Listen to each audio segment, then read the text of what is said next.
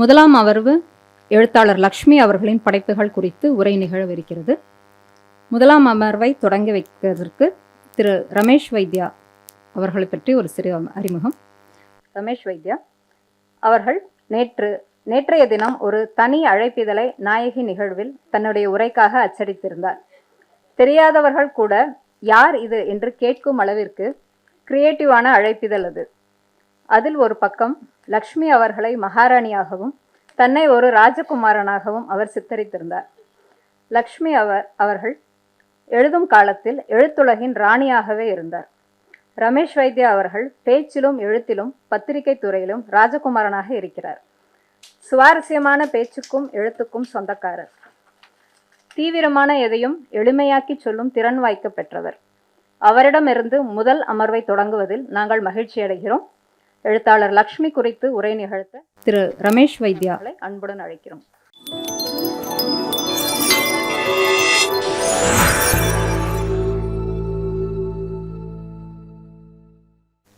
அனைவருக்கும் வணக்கம். எம்ஜிஆர், சிவாஜி, டிஎம்எஸ் சுசீலா, எம்எஸ்வி, கேவி மகாதேவன், இப்படி அது ஒரு காலம். அந்த காலத்திற்கு அநேகமாக இந்த நாள் இந்த சபையை அழைத்து கொண்டு போகக்கூடிய சகல சாத்தியக்கூறுகளும் தெரிகின்றன. வணக்கம் சொல்லிட்டேன்னு நினைக்கிறேன் முதல்ல.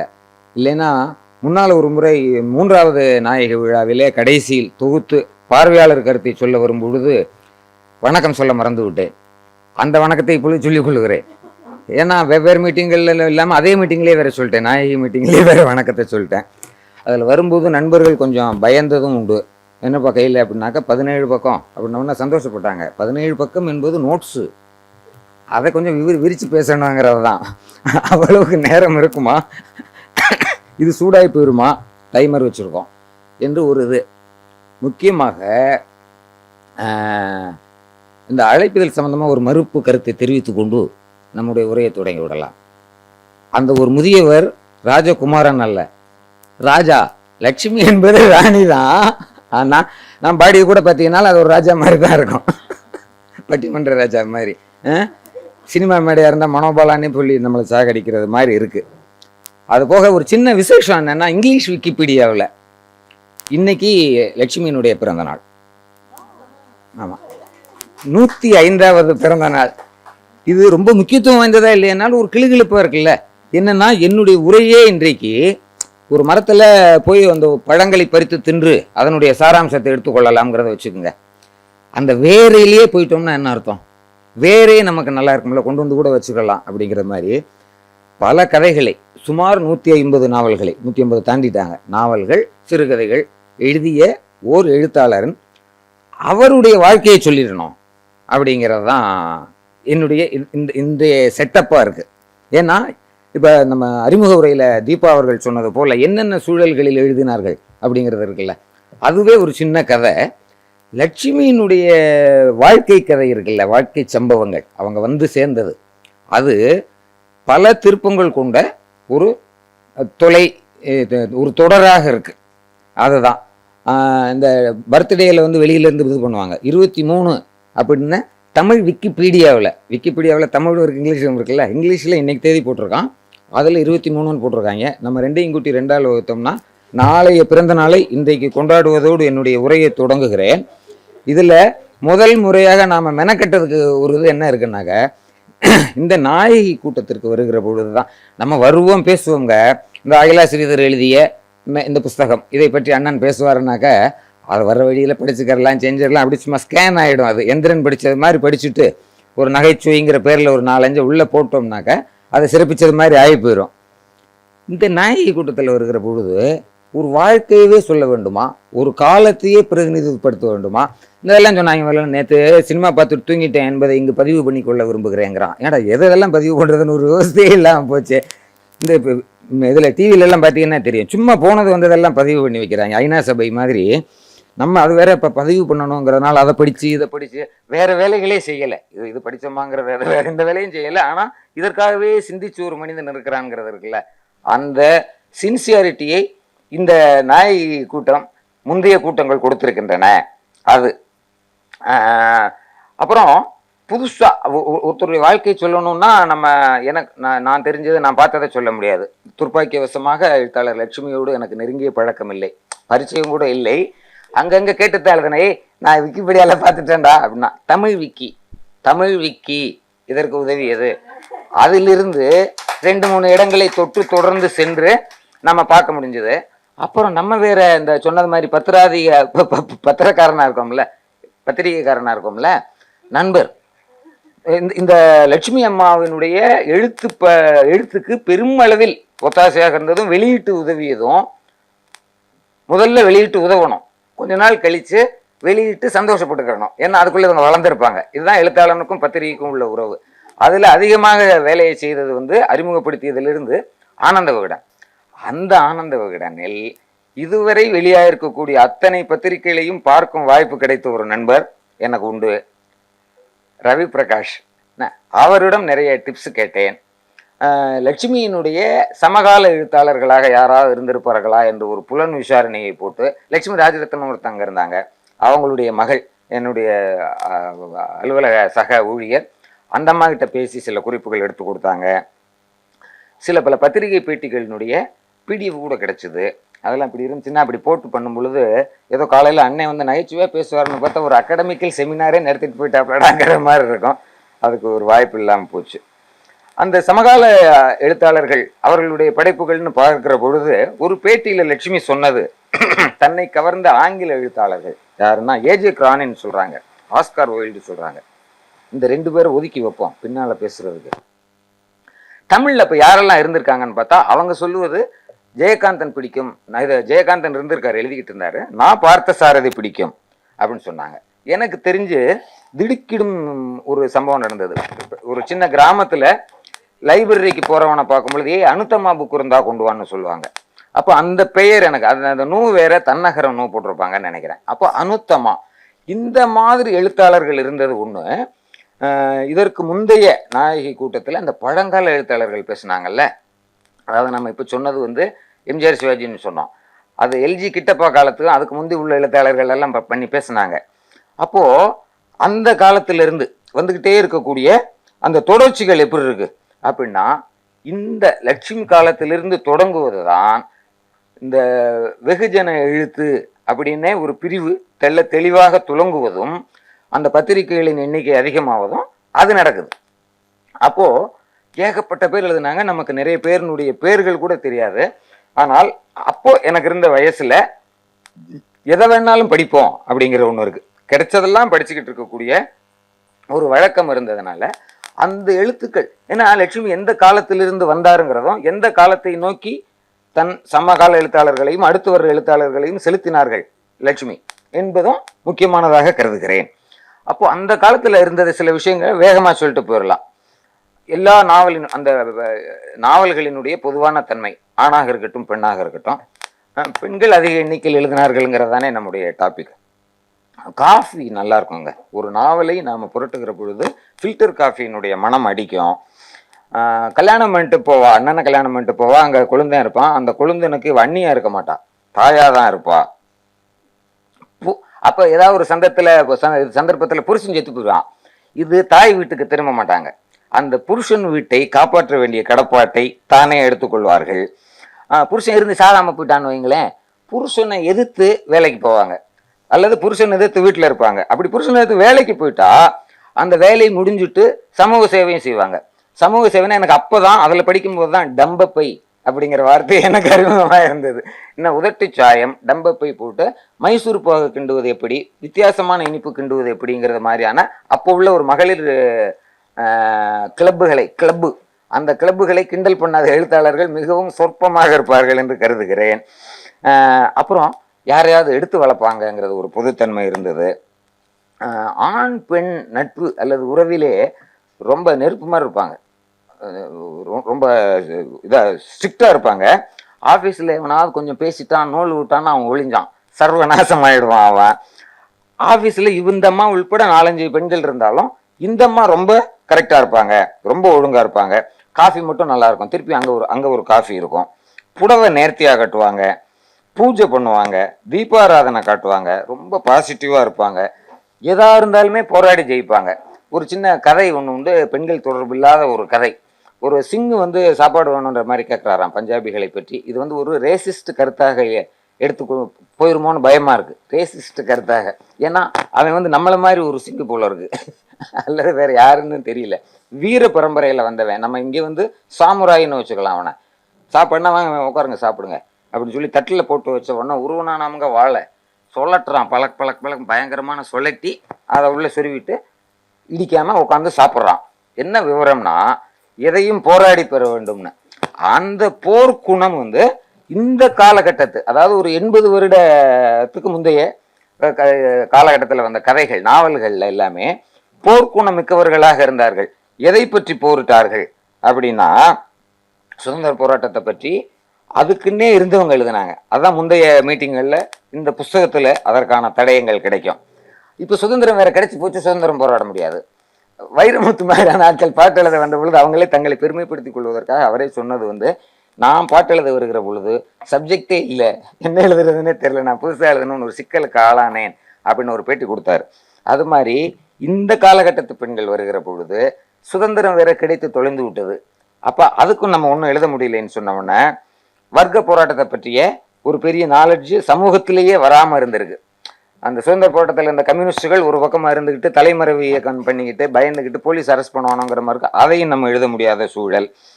தெருவில் காவா சரியில்லைங்கிற போராட்டத்தை பற்றியும், என்ன காவாயே இருக்காது, அப்போ தானே அதை அடைச்சிக்கிடுச்சின்னு போராட்டம் பண்ண முடியும், அது இருக்காது. பொண்ணு பார்க்க வரக்கூடிய சீன் எல்லாத்துலேயுமே இருக்குங்க. அதில் தான் எனக்கு சொஜ்ஜி என்கிற ஒரு சொற்பதம் எனக்கு கிடைத்தது. என்னுடைய சொற்குவியல் அது டம்ப பை மாதிரி சொஜ்ஜி ஒன்று சேர்ந்தது. சொஜ்ஜின்னா என்னன்னு நமக்கு தெரியாது. பஜ்ஜி மாதிரி ஒன்று போட்டு சப்பட்டையாக இருந்தால் பஜ்ஜி, உருண்டையா போண்டாமா இருந்ததுன்னா சொஜ்ஜின்னெல்லாம் சின்ன வயசுல கற்பனை பண்ணி, அதுதான் கேசரி என்று தெரிந்து கொண்ட போது எனக்கு வந்து இன்ப கிளுகிழுப்பு இப்பொழுதும் அடிநாக்கில் தித்திக்கிறது. கூலி போராட்டத்தை பற்றியும் எழுத மாட்டாங்க, குடும்ப போராட்டம் தான். அப்புறம்தான் ஓரளவுக்கு வரதட்சணைக்கு எதிரான கதைகள்னு வந்த காலகட்டத்தில் நம்ம அம்மா நட்சத்திரமாக உயர்கிறார்கள். அந்த வரதட்சணைக்குள்ளேயே ஒரு சின்ன தீர்வாக சாதி மறுப்பு கல்யாணம். ஏன்னா அப்போ ஆணவ கொலைகள் போன்ற சமாச்சாரங்கள், ரொம்ப தீவிரமான சமாச்சாரங்களை பற்றி அப்போ இல்லை, கதைகள் இல்லை பெரும்பாலும். என்ன காரணம்னா, இந்த வேறுபாடே அப்போ இல்லை. என்னன்னா அவங்க சரின்றுவாங்க. யார் அடக்கப்படுகிறார்களோ அவர்கள் சரி என்று சொல்லக்கூடிய ஒரு சமூக அமைப்பு இருந்தது. ஏற்றுக்கொள்வது, அடக்குமுறையை ஏற்றுக்கொள்ளும் அமைப்பு இருந்தது. தங்களை பற்றிய விழிப்புணர்வு அவர்களுக்கு இல்லாத காலமாக இருந்தது.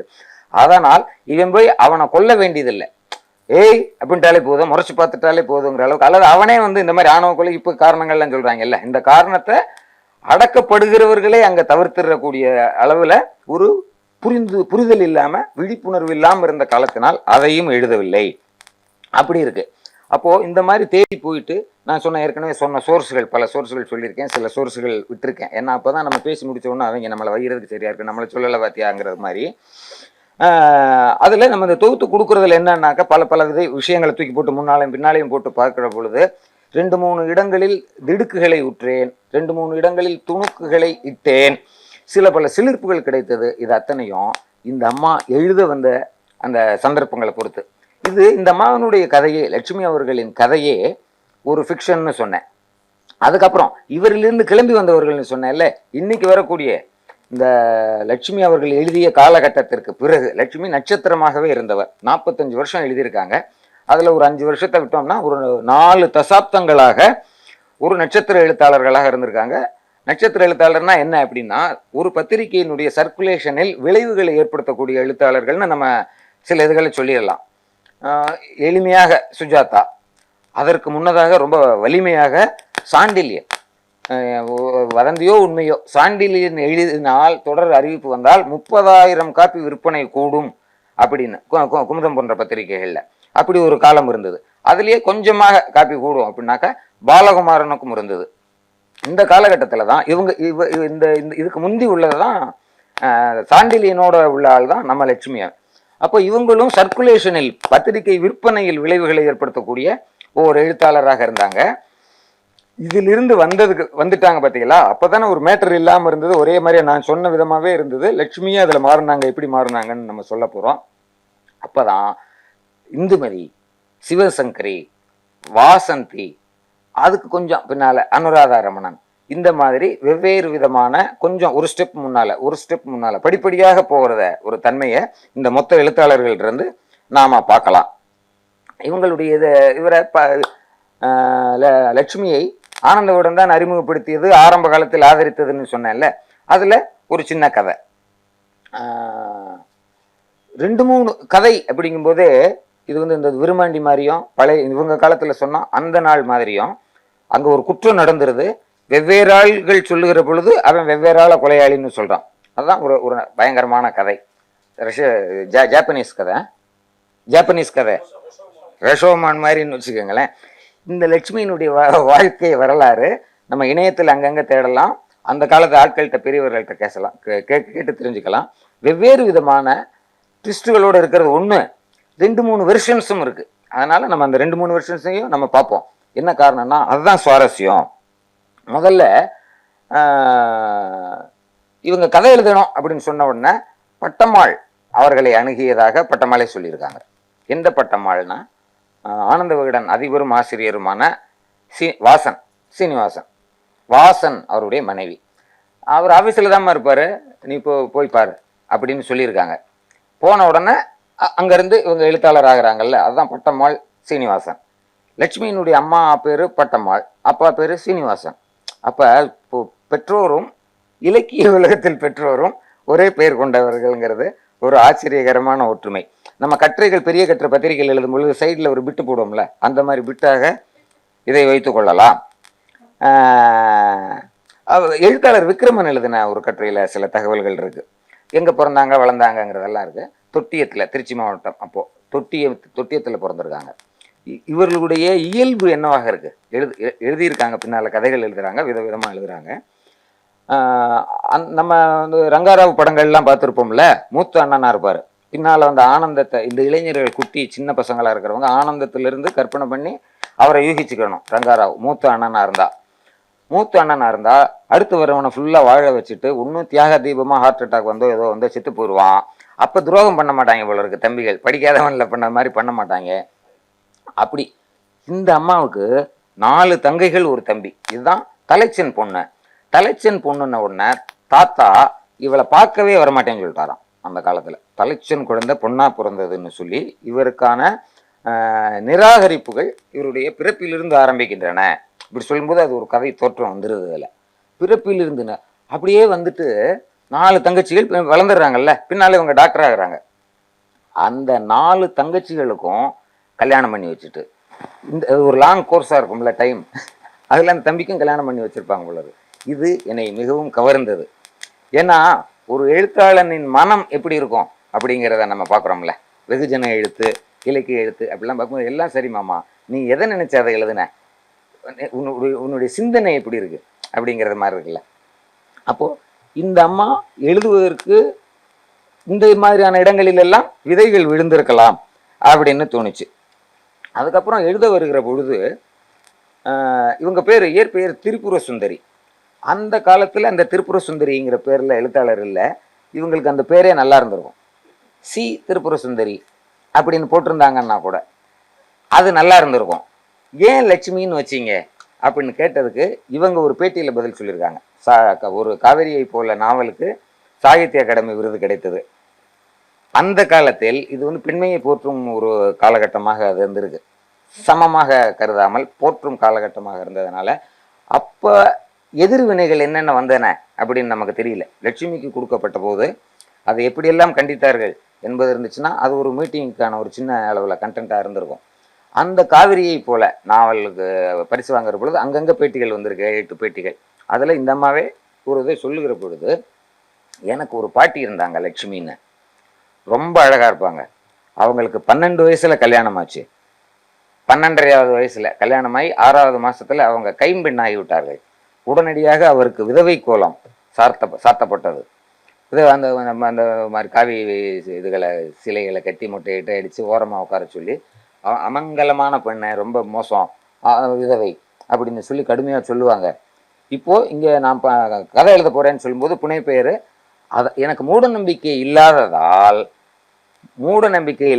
நான் அவருடைய பெயரை வைத்து கொண்டேன். கடவுள் நம்பிக்கை இருந்தாலும் மூட நம்பிக்கை இல்லாததால் அவருடைய பெயரை வைத்து கொண்டேன் அப்படின்னு சொல்லிட்டு. ரெண்டாவதா கொஞ்சம் இவங்களுக்கு நகைச்சுவை உணர்ச்சியும் இருந்திருக்கு.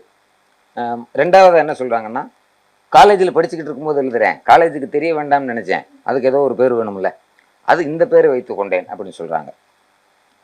நமக்கு ஒரு நீண்ட கால பகுதியில் நல்ல நாவல், நமக்கு நினைவில் இருக்கிற நாவலில் எல்லாமே நகைச்சுவை உணர்ச்சி இருக்கவே இருக்காது.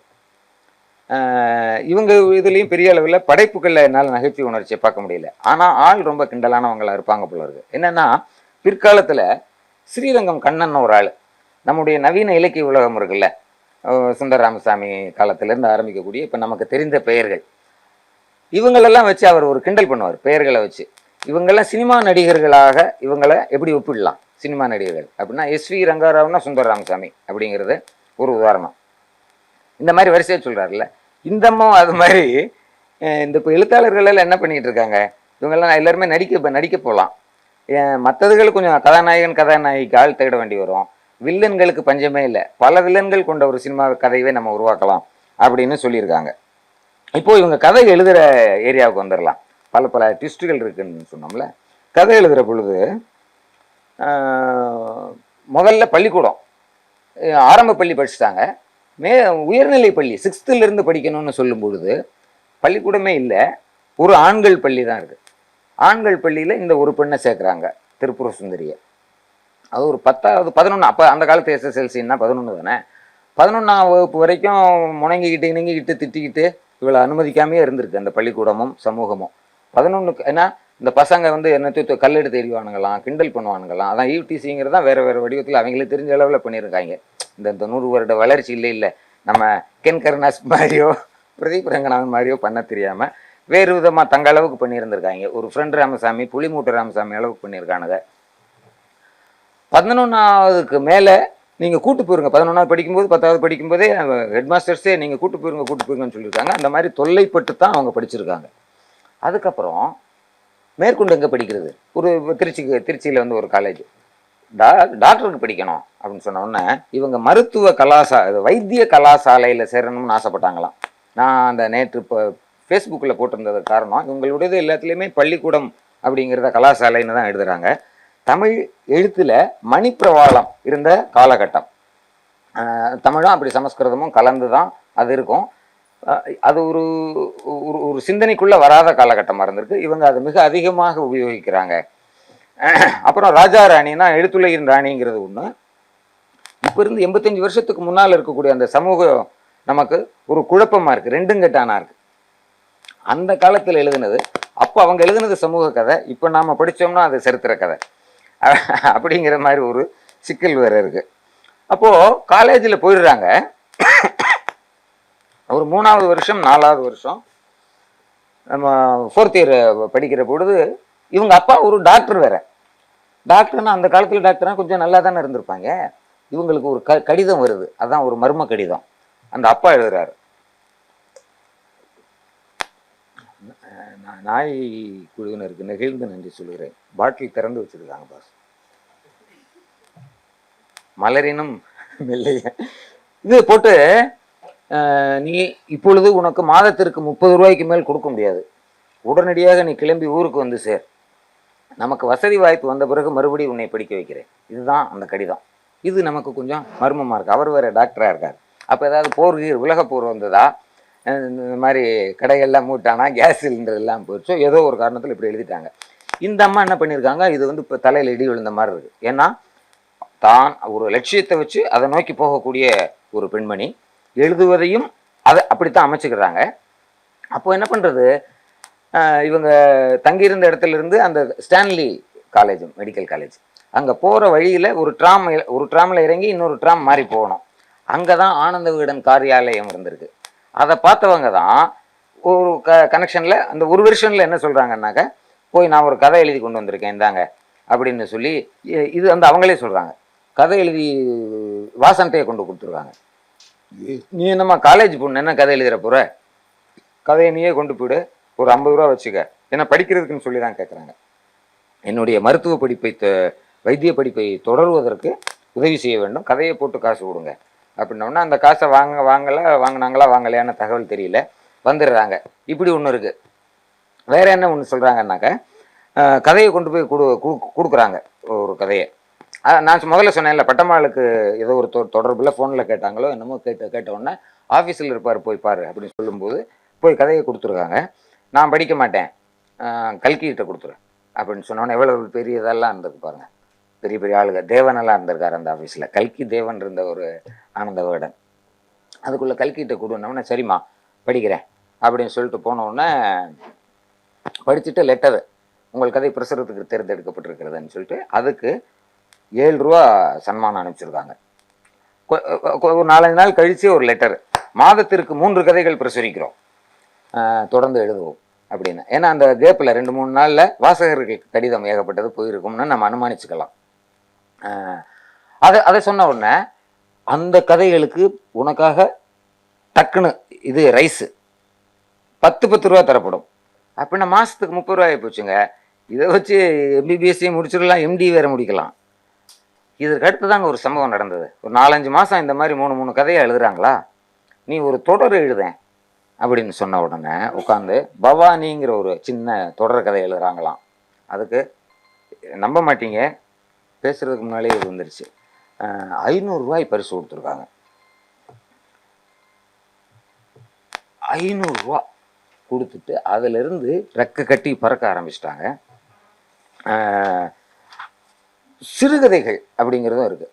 நான் சொன்னது மாதிரி இந்த அடுத்து எழுதுபவர்களுக்கு என்னென்ன விதமாக அவர்களை செலுத்த முடியும் என்பதற்கான அனைத்து விஷயங்களையும் தனக்குள்ளே வச்சுருக்காங்க.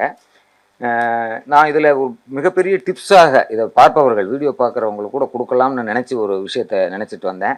என் நண்பரும் தொலைக்காட்சி சினிமா இயக்குனருமான பத்ரி அவர்கள் அதில் பல்பு போட்டார். இருந்தாலும் உங்களுக்கு தெரியறதுக்காக சொல்கிறேன், இந்த அம்மாவினுடைய எல்லா நாவல்களும், நான் படித்ததில் பெரும்பாலான நாவல்கள் டெய்லி சோப் ஓப்பராவுக்கு பர்ஃபெக்டாக மேட்ச் ஆகக்கூடியது, டெய்லி சீரியல்களுக்கு இருக்குது.